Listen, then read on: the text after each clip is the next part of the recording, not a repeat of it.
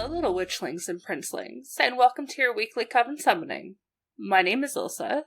And my name is Stacy. And we're Caffeine and Conjuring, a fantasy bookish podcast where we will discuss some of our favorite fantasy reads. It's been a while. A hot minute. Yeah, we are once again slightly delayed due to unforeseen medical issues on my end. Because who got sick again? Yeah. Yay. You work really close to people, though. Yes. So it's, yeah. I was doing somebody's nails, and I had them sneezing and then putting their hands back, and I'm just pushing the hand sanitizer to them like, can you use this, please? Oh, Thanks. my God. Please don't come to an appointment when you're that sick. Yeah. Yuck. You'd think my immune system would be caught up by now, but alas, here we are. So we're going to see if we still remember how to do this. I don't know for sure if I remember any of the chapters, because it's been about a month and a half since I read them. What book series are we doing again? It's like Harry Potter or something. Dang, or Twilight? Lord of the Rings. Right. That's it. Of course we got them messed up. Yeah. They're like all basically the same book. Yeah, we've been crushing on Dumbledore this entire time.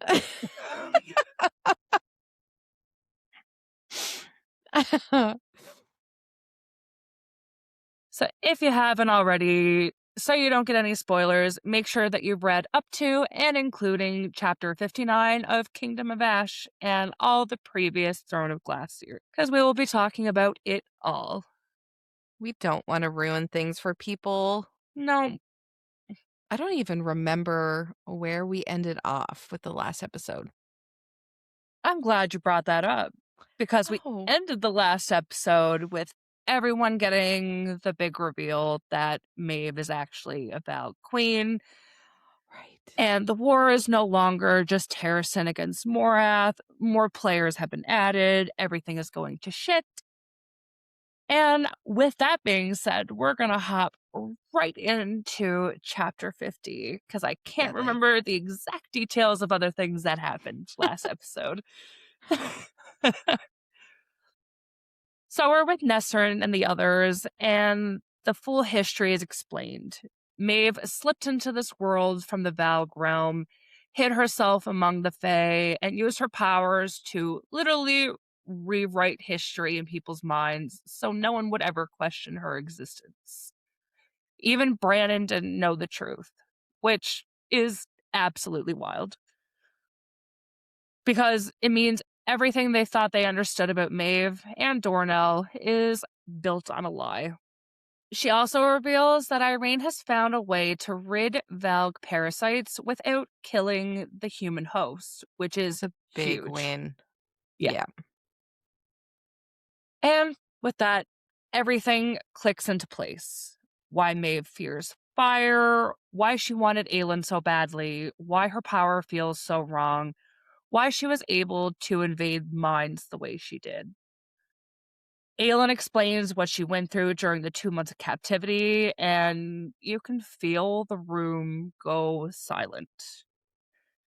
The raw emotion in this conversation, no one really knows what to say because it's obviously worse than they ever imagined. Maeve didn't just want the keys, she wanted Aelin broken, controlled, and used as a weapon.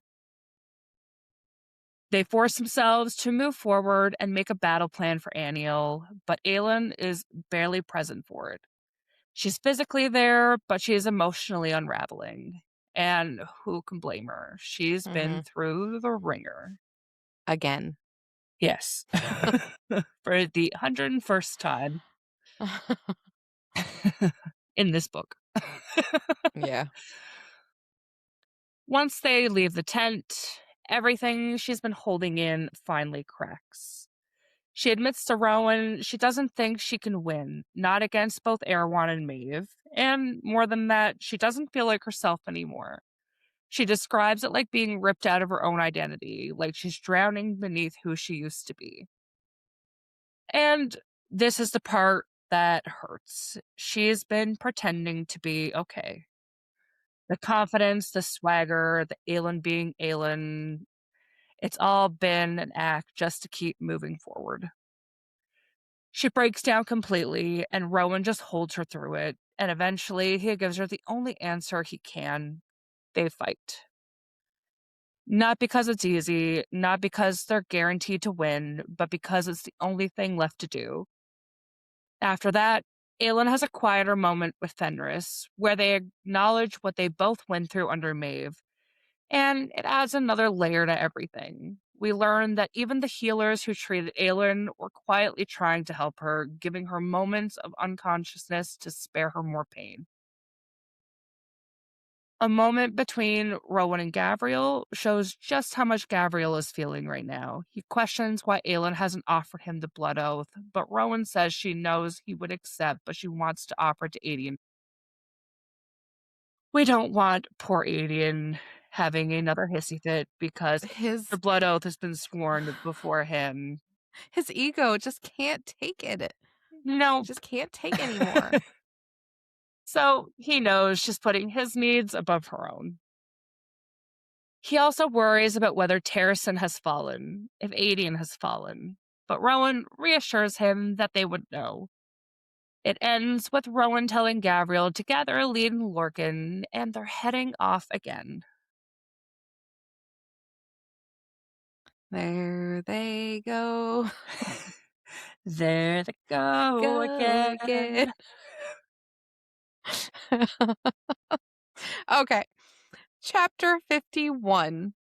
So we start with Lorcan completely spiraling after the truth about Maeve. He's not focused on the coming battle, the Rooks. What have we been calling them? Rucks. Okay. Ruck Rider. Ruck Rider, yeah. Ruck Rider? Rucks. Okay. So he's not focused on the coming battle, the Rucks, or anything around him. He's stuck on the fact that he served her for 500 years without ever realizing what she truly was. And now he's forced to confront what that says about him. There's this deep identity crisis happening, questioning whether his darkness drew him to her or whether he was meant to destroy her all along. Then a lead comes to get him, and it goes badly. Like, painfully badly. Lorcan tries to explain, tries to say he didn't know, but Elide isn't interested in comforting him. She's still stuck on the fact that he loved Maeve, or at least seemed to, and she can't reconcile how someone could love something so monstrous. And in true Elide fashion, she flips it back on herself, admitting that she's trying to understand her own feelings because she fell for him. And that's the dagger twist of the scene. Lorcan apologizes, genuinely, which is huge for him, but Elide shuts him down completely. She basically tells him his choices don't change anything between them and reminds him of the brutal truth. He's immortal and she's human. There's no easy future there. And then she delivers the line that absolutely wrecks him, saying the only thing she's jealous of is that Maeve is free of him. Oof. Holy cow, girl. Oof. It's harsh, but it's not entirely the truth, though, because right after Gavriel steps in and calls her out a bit, he points out something really important. Lorcan swore the blood oath to Aelin for her. Not for loyalty, not for strategy, but so he could stay near Elide, even knowing their lives won't match in time. And that forces Elide to confront what she's been avoiding. She knows why he did it, and she's been punishing both of them to keep her anger intact. The girl just gotta let go, I think. Yeah. So underneath all of that sharpness and hurt, there's still something very real between them. They're just not ready to face it quite yet, or at least Elide's not ready. Meanwhile, on the other side of the camp, we get a lighter, slightly chaotic break with Nesrin, Borte, and Yurn. Their dynamic is very we insult each other, but also absolutely would die for each other. And it's becoming increasingly obvious that Borte and Euron's relationship is not quite as hostile as they made it seem. War is basically accelerating everything, feelings included. And then Sartok shows up, grounding things yet again. He and Nesserin have a softer moment where the weight of the war really settles in. And after a day of death and fighting, he just wants to be close to her, to hold on to something good in the middle of all the chaos. And she lets herself lean into that, even if it's just for a little bit. And right into chapter 52, after returning from the Farian Gap, we're back with Manon and the 13 as they rejoin the Krakens. Love it. Love it. Yay! But for Manon currently, there's no victory waiting for them. No army rallied, no clear answer, just uncertainty hanging in the air. When Bronwyn presses her for what happened, Manon admits the truth. She didn't win the Iron Teeth over. She only forced them to think. And even that might not be enough. The Krakens decide to leave, to return to their scattered home hearths instead of uniting into a single force. It's a quiet but heavy choice, and it means the chance at building a united Witch Kingdom, at least for now, is slipping away. Manon takes this especially hard, and her conversations with Glennis really drives that home. We finally learn more about Rhiannon, her half-sister, the one Manon, of course, killed. And Rhiannon believed completely and fiercely that the Iron Teeth and Krakens could be united. She believed Manon herself could be part of that future, that together they could rebuild what was broken. And now that dream rests entirely on Manon's shoulders. No pressure. Not at all. She's built for it, though. Yeah. She's a firecracker. Yeah. There's no one left to share it with. No sister to lead beside her, just Manon, caught between two worlds expected to be the bridge between them. Even within the 13, you can feel the tension. Astrid still believes the Iron Teeth will turn, while Sorrel clearly isn't convinced. And Manon herself, she doesn't say it out loud, but you can feel her doubt creeping in. The idea of hope, something she's been circling for a while, feels more fragile than ever.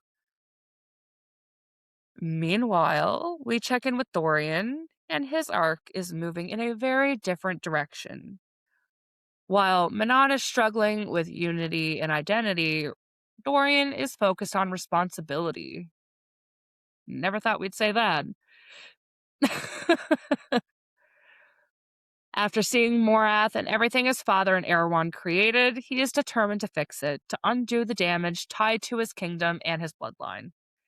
And we see him actively stepping into that power. He begins practicing his shapeshifting again, turning into a raven, and starting to learn how to actually fly.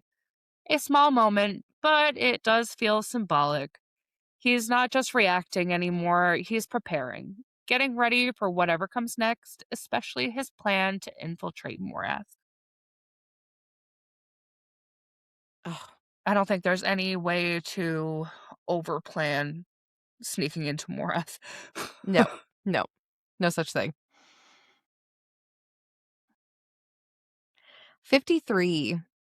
Lysandra wakes up after being badly wounded in battle, and the first thing we get is that brutal realization that Parenth is gone. The army has been retreating for days, and they're still running for Ornth. Aedion is there beside her, exhausted and hollowed out, and he tells her the truth. Even though they lost the battle, she is the reason the army didn't completely fall apart. When she stood as Aelin and faced the Ilkin, she rallied the soldiers and kept them from fleeing in total disgrace. But then the chapter pivots into the confrontation we've all been waiting for. Aedion apologizes, and Lysandra absolutely does not let him off easy. She tells him exactly what he did to her, how humiliating it was, how cruel he was, and how deeply it cut that he only seemed to see her worth again once she was nearly dead. And that line, that she's been degraded in so many ways throughout her life, but had never felt as humiliated as when he threw her into the snow, that landed hard. We know she had a really rough Upbringing. time. Yeah. Yeah. And no doubt that girl was degraded to all hell. And Yeah. for her to say that, like, that meant a lot. Ugh. He was a dick. Yeah. And he has somewhat of a similar Yeah. history. Yeah. Like, oh man. He is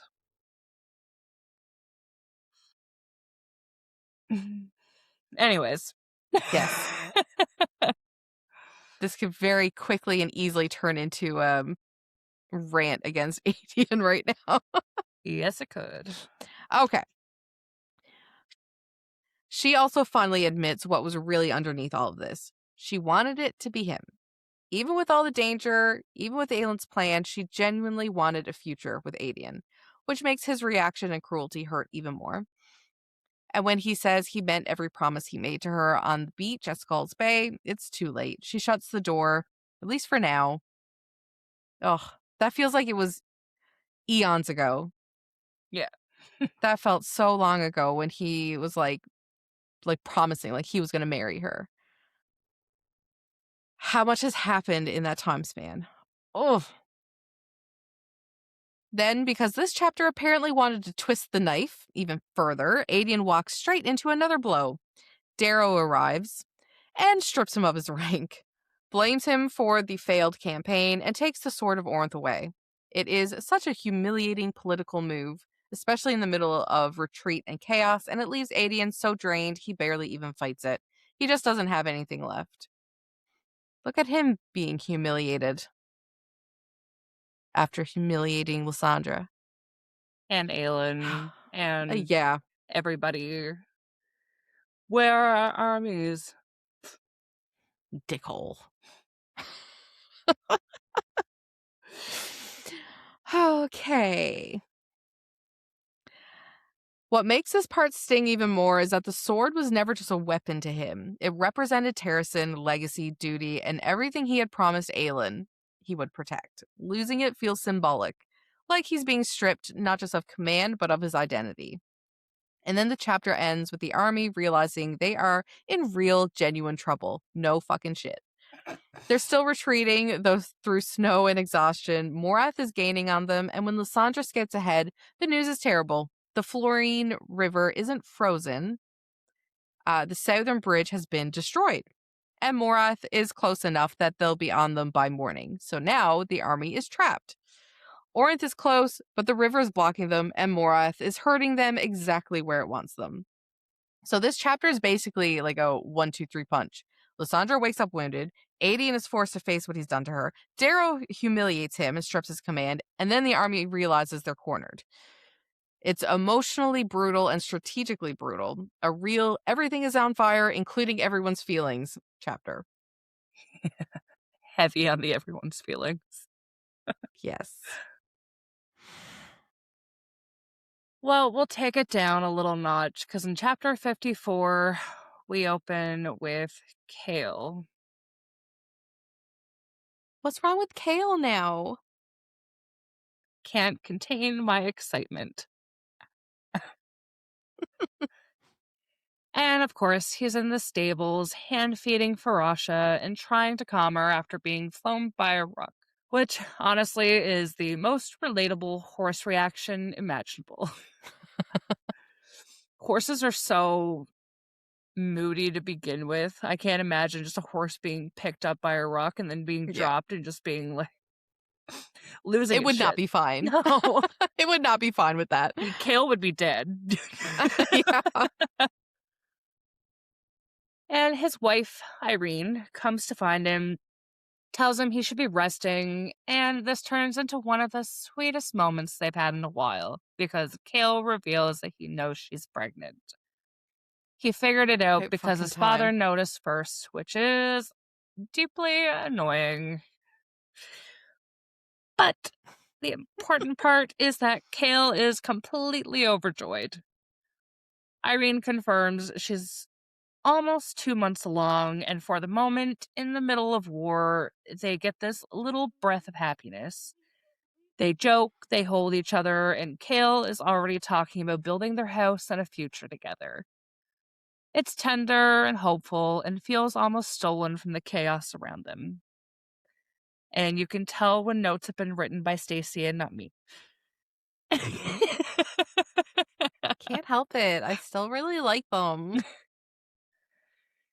Then the tone pivots hard because Kale decides it's time for his father to meet Aelin. Yee.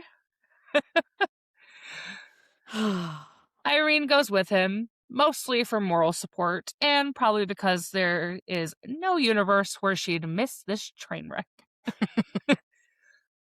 And that does not disappoint. They find Kale's father on his way to see the queen, already in a foul mood, and Aelin answers the door, already radiating exhausted, feral menace. From there, it becomes a full-on verbal sparring match.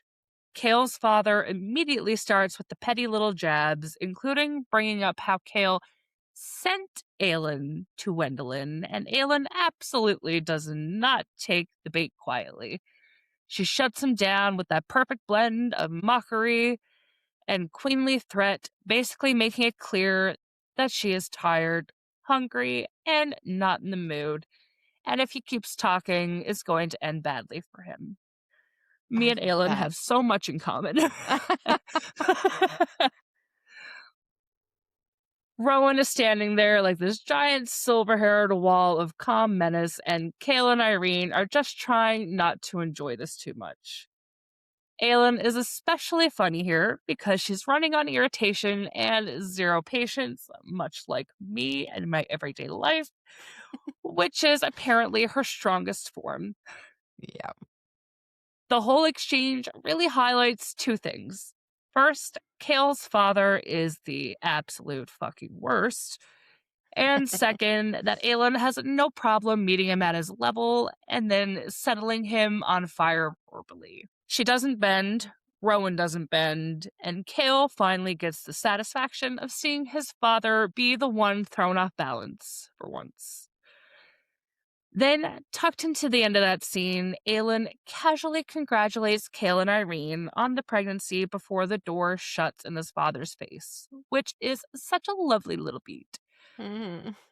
It reminds us that even after everything, Aelin still sees people. She notices and she cares. After, we get a quieter conversation back in the room with Aelin, Rowan, Alid, Fenris, and then Gabriel joining them. They start talking about the morale problem in Aniel. The soldiers are exhausted and terrified after days of siege. Rowan points out that fear is rotting the army from the inside, and they all realize tomorrow's battle is going to be brutal.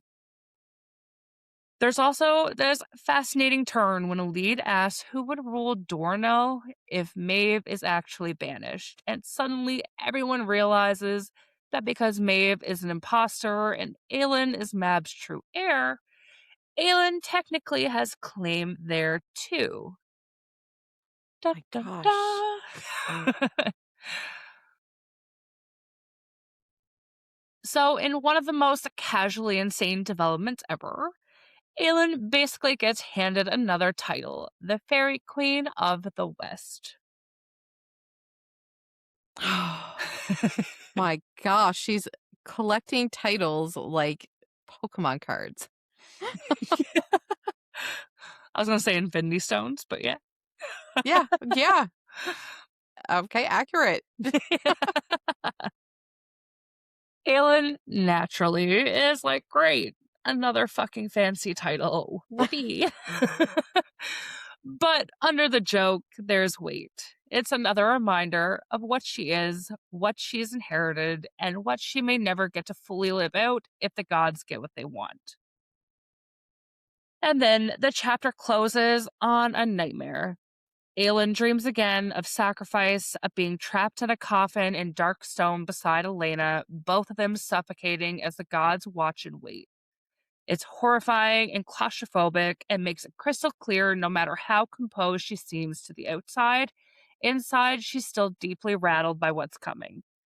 She wakes terrified, crawls closer to Rowan for comfort, and ends on this fierce internal promise she will never be helpless again. Oh, I love her. Okay, 55. We are back with Dorian, and he's experimenting with his shape shifting. And instead of turning into an animal like before, he shifts into a female Kraken witch.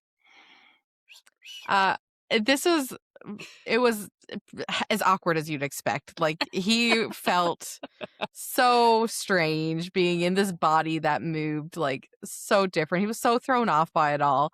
Like the difference in balance, and even having breasts. Like, he was just like, oh my God, this body.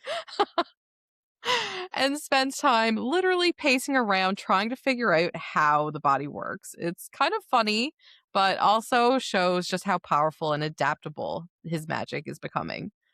And of course, Manon figures it out almost immediately. She clocks him despite the disguise, which says a lot about how tuned in she is to him specifically. Their interaction quickly turns sharp and charged. There's that familiar bite to their dynamic, but also a lot of simmering underneath it. Dorian pushes her, calls her out for trying to stop him from going to Morath, and basically lays it bare. She's afraid, not of war, not of Morath, but of what she feels and of admitting that she wants him to stay.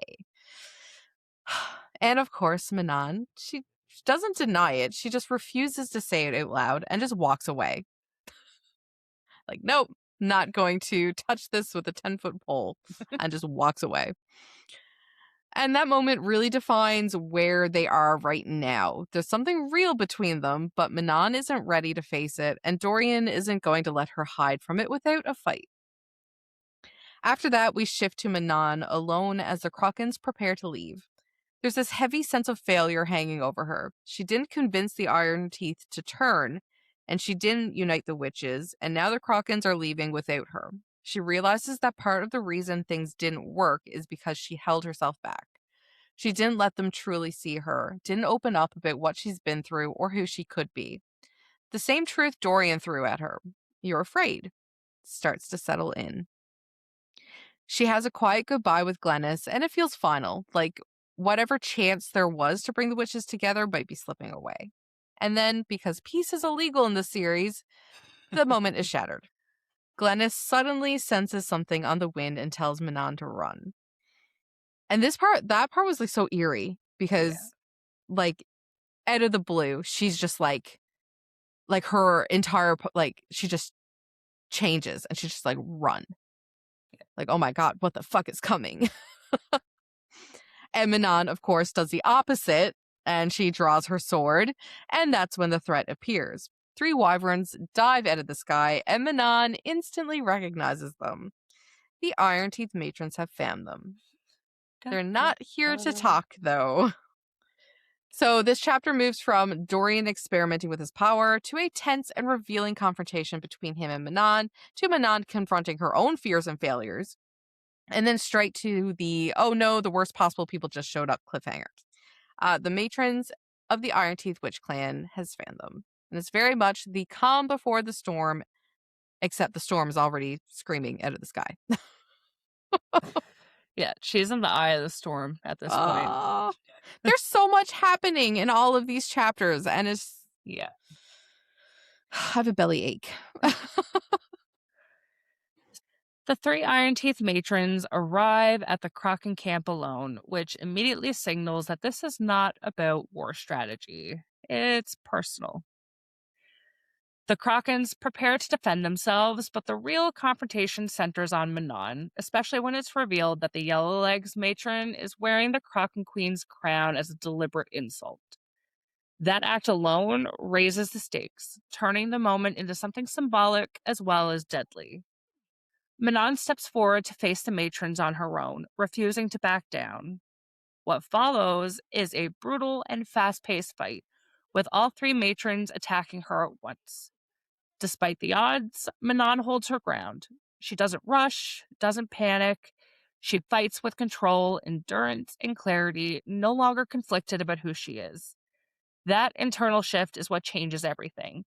She withstands their attacks long enough to create an opening, and when it comes, she takes it without hesitation, killing the Yellow Legs matron in a decisive final strike. After the kill, Manon retrieves the stolen crown. She places it on her head. It's not just a symbolic gesture. The crown itself seems to awaken, glowing with power and confirming what she has become. In that moment, she's no longer just a Blackbeak or an outcast. She is something entirely new. She chooses not to continue the slaughter, sparing the blue blood matron in repayment of past mercy and allowing her grandmother to flee rather than chase her down. This isn't about revenge anymore, it's about something larger.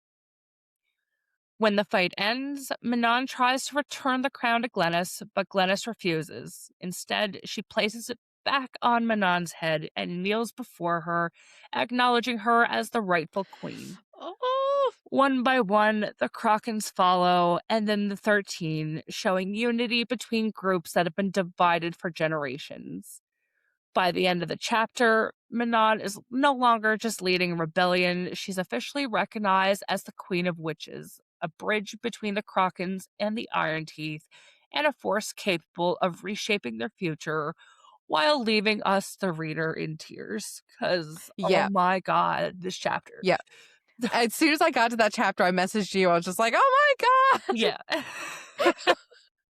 I was so excited for it. And then I was just sobbing.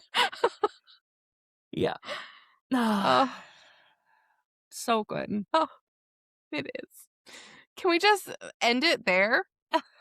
They all lived happy ever after. Yeah.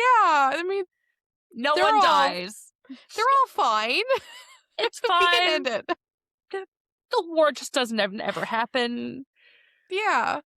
You know, Just- everyone's it'll good. fizzle Everyone's out. happy. Everyone's paired up. It's all good. It's all good. And yet we're only halfway through. The trauma hasn't started yet. How has it not started yet? There's been so much. Chapter 57 shifts us right into the tension before battle, and it's clear something is weighing heavily on Rowan. While the army prepares for the assault, his thoughts are consumed not by strategy, but by Aelin. Surprise, surprise. He knows she has the power to destroy Morath's forces outright, yet she hasn't used her magic at all, and hasn't even offered it as an option. The hope surrounding her as the Firebringer is fragile, and Rowan fears what will happen when that expectation isn't met. Fenris finally reveals the truth. Maeve and Cairn tortured Aelin by burning her hands, leaving trauma so deep that even after healing, it has affected her relationship with her own magic. Rowan is shaken by this, realizing the silence around her power is strategy. It's something far more personal. Still, he's reminded to let Aelin come to him when she's ready, rather than forcing the truth from her. We all know we can't force Aelin. There's no forcing her. Nope. As the battle begins, the tension on the battlements is palpable. The Kagan's army launches its assault, arrows fly, and Morath advances with siege towers and ladders. That part sucked to read when it was just like they were watching the towers being like rolled out, knowing what the towers are. Yeah. Like goddamn. Nothing they can do. Yep. The soldiers defending the keep are afraid, visibly, deeply afraid, and it's clear that morale is on the brink of breaking. Rowan and the cadre prepare to hold the line, positioning themselves where the siege tower will strike, ready to fight without relying on magic just yet. The moment feels like it could go either way, with fear threatening to unravel everything before the battle truly begins. But then Aelin arrives. Oh, this part. Oh! So she appears in gleaming gold armor, crowned for battle, and instead of unleashing fire, she throws herself directly into the fight. But she just sounds so badass, like with all like the armor that she's wearing. Yeah. And then like the crown, like it's just, oh. What follows is not magic, it's raw skill, precision, and relentless movement. Because she was an assassin well before her magic came back. Yeah. Like, the girl knows what she's doing. She cuts through Morath's soldiers with brutal efficiency, placing herself at the mouth of the siege tower and holding the line alone. Her presence ignites the soldiers' spirits far more powerfully than any magic could. The cry spreads, the queen has come. And the men rally, surging forward to fight beside her. Rowan realizes in that moment that Aelin doesn't need her fire to inspire loyalty or courage. She proves her strength through action, through sheer force of will. The battle intensifies as Chaol joins the fight. The cadre pushes forward, and even Lorcan and Gavriel storm into the siege tower itself. Meanwhile, the Kagan's forces begin to gain ground across the battlefield. Aelin continues to fight at the front, unstoppable, reclaiming her identity not as a weapon of destruction, but as a leader. This isn't just about winning the battle, it's about proving to their allies and to their soldiers and to herself that she is not helpless, not broken, and not defined by what was done to her. By the end of the chapter, Aelin has transformed the tide of morale. Without using a single flame, she becomes the symbol her army needs, turning fear into defiance and reminding everyone watching, especially the Kagan's royals, exactly who she is. On to chapter 58, and we're starting with a lead in the healer's hall, and honestly, it's a little horrifying. She is nowhere near the battlement. She still feels completely overwhelmed by the realities of war. Soldiers are being dragged in one after another with gruesome injuries, and she's struck by how calm the healers are while working through absolute carnage. Irene, especially, is just steady and focused, even while men are screaming around her. Alid can't do any healing magic herself, so she helps however she can, holding men down, fetching supplies, running water, grabbing bandages. It really drives home that war is not just swords and glory on the battlefield. It's blood, fear, and exhaustion everywhere, even behind the front lines. Out on the battlements, the battle is still raging. Chaol is fighting from Farash's back, and Stace loved this detail because Farasha is absolutely fearless. She is trampling Morath's soldiers like an absolute queen. The siege tower and ladders keep bringing more enemies onto the walls, but Chaol keeps fighting, driven by the knowledge that Irene is behind him in the keep and he cannot fail her. Meanwhile, the Kagan's army is steadily gaining ground outside, but it's slow, brutal work. Then we get Nesrin's perspective in the sky, and this part adds a whole new layer of danger. She and the Rukin are fighting above the battlefield, but then a scout alerts Sartak to something even worse. Morath has sent soldiers up to the dam above the plain. Their goal is basically scorched earth destruction. If they break the dam, the flood will wipe out everyone. Morath's army, the Kagan's forces, the city, everybody. So Nesrin and Sartak race to stop them in one of the most tense sequences in the chapter. They dodge huge iron bolts meant to kill the Ruks, swoop in, destroy the war machine, and tear apart the soldiers at the dam just in time. But the dam is damaged badly enough that they know this is now an urgent problem. So they race back to the keep with that warning. And then we get to Mr. Lorcan, which is a little bit of a bleak chapter because, Yeah. he and Gavriel have fought their way through the inside of one siege tower, then back out onto the battlefield, then toward the battering ram at the gates. He is fully in his battle element here. This is what he was made for, and there's almost something grimly peaceful to him about the violence. But underneath that, he is spiraling. He is thinking about a lead, about how badly things are broken between them, and convincing himself no one would really care whether he survives this. So when the Kagan's army is finally closing in and victory seems possible, Lorcan makes a reckless choice to drop his shields and just throw himself deeper into the slaughter. And that goes exactly as badly as you would expect. A Valk soldier catches him off guard, slices open his back, and then stabs him through the gut, and Lorcan goes down hard. So, overall, Chapter 58 is really about the sheer scale and cost of war. A lead sees its horror from the healer side, Kale and Farasha hold the line on the walls, Nesrin and Sartak stop a disaster at the dam, and Lorcan nearly gets himself killed because he's emotionally unraveling under it all. It's tense, relentless, and one of those chapters where literally every front feels like it could collapse at any second. I was going to say that, like, it feels like this is one of those pivotal chapters where it's just like danger, danger, like I'm in every way you look. danger. Yeah. But then I thought about it. The whole fucking series has been like that. So, oh, our final chapter of the episode, chapter 59. We open in the aftermath of the fighting with Rowan and Aelin on the battlements. Both are exhausted and bloodied, watching the Kagan's army finish off Morath's remaining soldiers. It's one of those eerie post-battle moments where the adrenaline is gone and what's left is just the wreckage.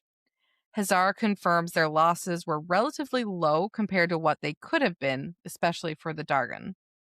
But Aniel's side suffered badly. Aniel's side was pretty pitiful because they never had anything, and like not really a whole lot of training either. Like that was pretty shit of Kale's father. Speak of Kale's father, he is as charming as ever about it, basically just saying they lost many and just leaving it at that. Hazar then needles Aelin a little about the show she put on during the battle because Aelin absolutely made an impression. But Aelin doesn't push back too hard. She's quieter here, almost withdrawn. Like the battle gave her a release, but also left her somewhere distant emotionally. Then the real disaster drops in. Nesrin and Sartak come flying back in looking terrified, and then they reveal that Morath has sent soldiers to damage the dam above the plain. Sartak and Nesrin stop them before they could fully destroy it, but not before enough damage was done that the dam could burst at any moment. And if it does, the entire plain gets wiped out. That means the Kagan's army, the healers, everyone out there on the battlefield could be swept away in one catastrophic flood. So suddenly, after barely surviving one nightmare, they're staring down another. What makes this chapter hit is that there really isn't a good solution. Kale suggests getting as many people as possible onto the rocks and up into the mountains behind the keep, and opening the gates so anyone close enough can run inside. Aelin points out that the people farther out need to run for the forest and climb if they can. But even that's not much comfort because everyone knows how massive this flood will be. There's a horrible realization here too. Morath may have chosen Aniel on purpose, knowing the dam could be used to destroy the army that came to save it. So even in defeat, Erewhon set up one final move. Then a lead arrives from the healer's hall and gets this news almost in passing. And that's when the chapter pivots into something even more personal. She asks where Lorcan is. Oh my god, this part. At first, no one really has an answer, and that's the problem. In all the chaos of battle and planning and crisis, no one has actually kept track of him. Gavriel eventually says he saw Lorcan out on the battlefield fighting near the Kagan's forces, but after that, nothing. Rowan tells Fenris to use his magic to jump out and get Lorcan, but Fenris says he can't. Rowan pushes, thinking he means he won't, but Aelin stops him. So whatever is going on with Fenris, Elide realizes no one is going to save Lorcan for her. And that is where Elide absolutely snaps into action. She remembers her promise, I will always find you, and decides she's going after him herself.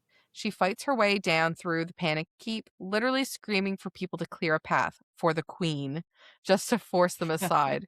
She's so clever. Is such an Elide.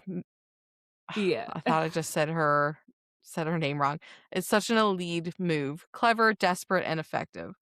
When she gets to the lower level, she realizes there's no way she can cross the battlefield on foot in time. So she looks for another option and finds Farasha. Half panicked in the chaos, because of course she is. She's dramatic. Elide basically begs the horse for help, and Farasha actually stills for her. Then Elide climbs onto the saddle, throws off the stabilizing braces meant for Kale, and rides straight out into the battlefield to find Lorcan before the dam bursts. Ah, she needs to find him. What did he do? What did Lorcan do? Oh my god. Wow. It's been so long since I read those chapters, but like that just brought it all back again. Yeah.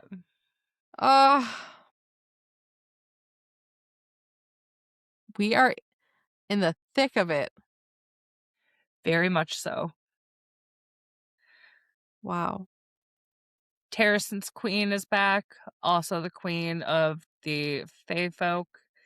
Mm-hmm. We have our Kraken queen, witch queen, blackbeak queen. Queen. Yeah, the queens are killing it. Yeah. Oh, I'm so excited. Stressed, obviously. There hasn't been a single chapter that I haven't felt stressed in this series. But it's really setting up for some insane parts. If you could only give one reaction to how you're feeling about the series thus far, what would you give? Terrified. Not a feeling, a reaction. What? Like, I'm not following. What do you mean? like a physical reaction, like facial reaction. No, because you're going to take a screenshot. I need clips, damn it, for reals. I don't know how to do a reaction to terrified. Like,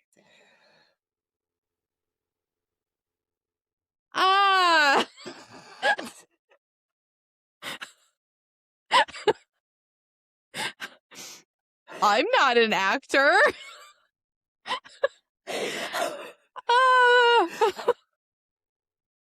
Oh no. Alert! Yeah.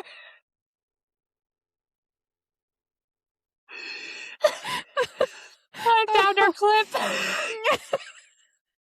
You're welcome. Oh. Yeah. It's crazy that so much still has to be wrapped up in a half a book. Now, I mean, I know that half a book is 500 pages, but yeah, it's still pretty beefy. Yeah. But it feels like, like this feels like we are at the end. Like this feels like it should be the end of this big battle. Like this feels like it should be like midway through the series. Oh, I see what you mean. Yeah. Yeah, like there's still so much left that needs to get wrapped up. Yeah, like the one war is just starting. We still don't know how Maeve is gonna play into this fight wise.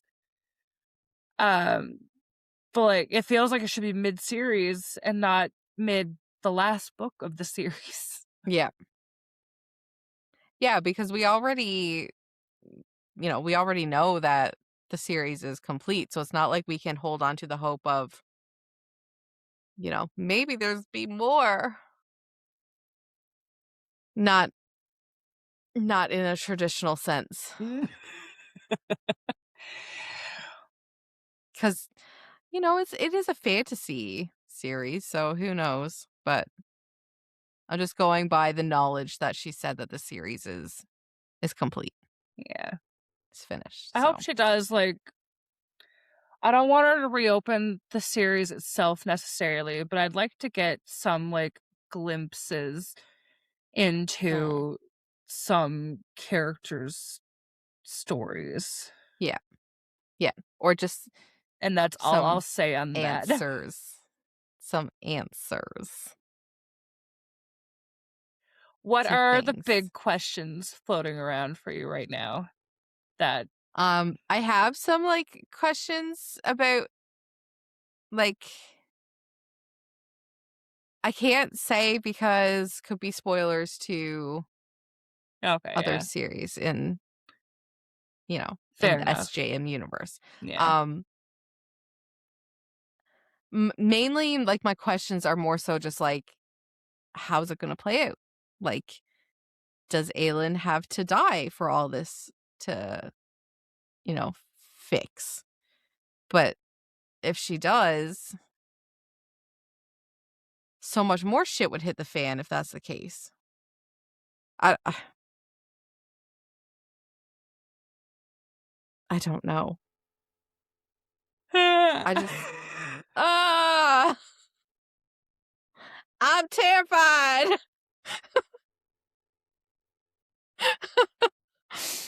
I'm just literally afraid of how this is, because I don't have any theories on how this rectifies. Yeah. I know how I don't want it to rectify. Everybody dies. It's pretty much what I still feel is going to happen. But we'll see. Well, I don't have anything else for what we read. I can't say a single fucking thing. Nope. So, before our next episode, which we are pushing to be on a stricter schedule again, get back to our weekly episodes on time and in person. Or on video, not in person. Make sure that you've read up to and including chapter 69. Nice. Oh, nice. Of Kingdom of Ash. Nice. Yeah. And we will see you next week. Bye. Bye. Toodles. And with that, our Coven summoning comes to a close. Don't forget to hit the subscribe button on Spotify or Apple Podcasts. And follow Caffeine and Conjuring on Instagram and TikTok to stay up to date on our journey through Throne of Glass.